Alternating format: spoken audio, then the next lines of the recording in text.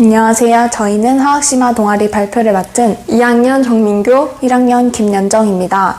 저희가 오늘 발표할 주제는 다약제 복용 금기 약물들의 상호작용 원리입니다. 먼저 다약제 복용은 환자 한 명이 여러 가지 약물을 과도하게 사용하는 것을 말하며 한 개 이상의 불필요한 의약품이 포함된 약물요법이라 정의됩니다. 다약제 복용 금기 약물에는 첫 번째로 당뇨약과 항생제, 소염 진통제, 결핵약을 함께 복용하면 위험합니다. 이유는 약효가 감소되기 때문입니다. 두 번째로는 아세트아미노펜 성분의 약들을 함께 복용하는 것입니다. 그 이유로는 아세트아미노펜 성분의 약들을 함께 복용하면 간 독성을 유발하기 때문입니다. 마지막으로는 제산제와 이외의 약물들을 함께 복용하는 것입니다. 그 이유는 함께 복용하면 약물 흡수에 영향을 주기 때문입니다. 앞서 말했듯이 다약제는 복용 시 주의해야 합니다. 그 까닭은 무엇일까요? 첫 번째는 기량작용입니다. 기량작용은 상반되는 두 가지 요인이 동시에 작용하여 그 효과를 서로 상쇄시키는 작용입니다. 작용이 대립하는 두 약물은 상호작용을 통해 하나나 두 약물의 효과를 감소시킬 수 있습니다.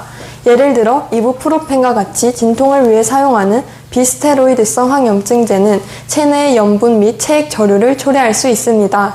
히드로클로로티아지드나 프로세미드와 같은 이뇨제는 체내에서 과도한 염분과 체액을 제거하는 데 도움이 됩니다. 하지만 환자가 두 유형의 약물을 함께 사용할 경우에는 비스테로이드성 항염증제는 이뇨제의 효과를 감소시킬 수 있습니다. 고혈압과 심질환을 조절하기 위해 사용하는 특정 베타 차단제는 알부테롤과 같이 천식을 관리하기 위해 사용하는 베타아드레날린성 자극제에 기량작용을 합니다. 두 약물 모두 동일한 세포 수용체인 베타2 수용체를 표적으로 하지만 하나는 해당 표적을 차단하고 다른 약물은 자극합니다. 두 번째는 공용 혼합물의 형성입니다. 공용 혼합물은 액체에서 동시에 정출되는 2종 이상의 결정 혼합물입니다. 공용 혼합물은 2개 이상의 약물을 결합하여 개별 구성 요소보다 녹는 점이 낮은 혼합물을 생성함으로써 형성됩니다. 공용 혼합물에서 수소 결합의 형성은 개별 약물의 결정 격자 구조를 방해할 수 있으며 그 결과 서로 다른 물리화학적 특성을 가진 새롭고 보다 비정질적인 구조가 생성됩니다. 네 번째는 효과 중복입니다. 환자가 의도치 않게 활성 성분이 같은 두 약물을 사용하는 경우 중복이 나타날 수 있습니다.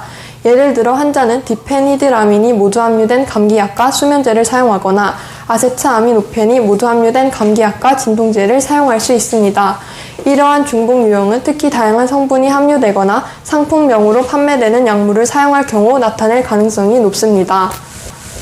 수소 결합으로 인한 공용 혼합물의 합성에 대해 좀 더 설명해 보자면 수소 결합은 질소, 산소, 플루오린과 결합한 수소 원자와 다른 음극 원자의 고립 전자쌍 사이에서 발생하는 분자 간 힘의 일종입니다.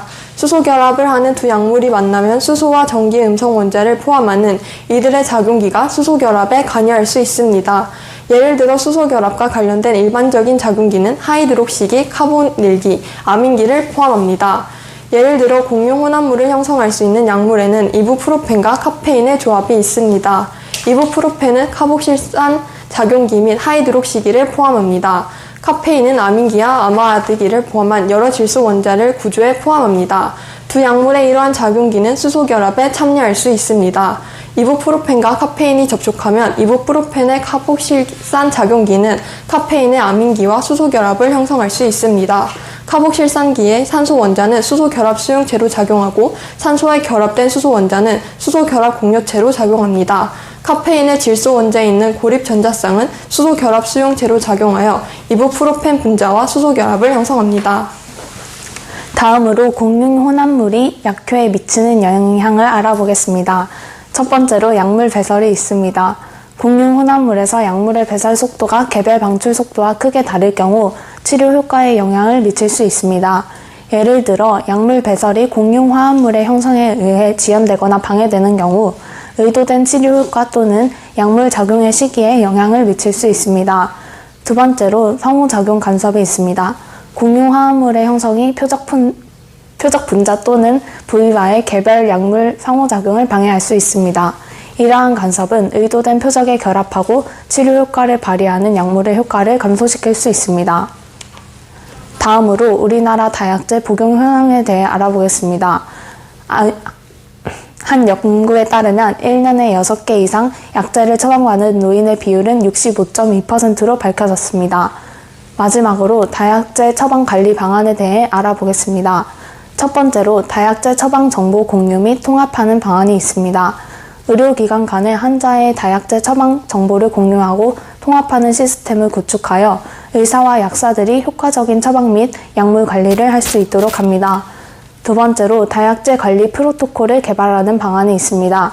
의료기관에서는 다약제 처방 및 관리에 대한 프로토콜을 개발하여 의료진들이 일관된 기준과 절차에 따라 다약제를 관리할 수 있도록 합니다. 오늘은 다약제 처방과 사용 실태 등에 대해 알아보았습니다. 저희 동아리는 이 주제에 대해 탐구하면서 우리나라의 다약제 처방이 잘못된 사례가 많고 또 약물의 유기적인 화학 반응에 대해 알게 되었습니다. 따라서 이러한 처방하는 약사들의 책임과 역할, 또 약물을 제조하는 과정에서 다약제 처방을 유의해야 한다는 점 또한 알게 되었습니다. 이 발표를 보시는 여러분도 다약제를 처방받을 경우에 이러한 사실을 주의하시면 좋을 것 같습니다. 이상 발표를 마무리하겠습니다.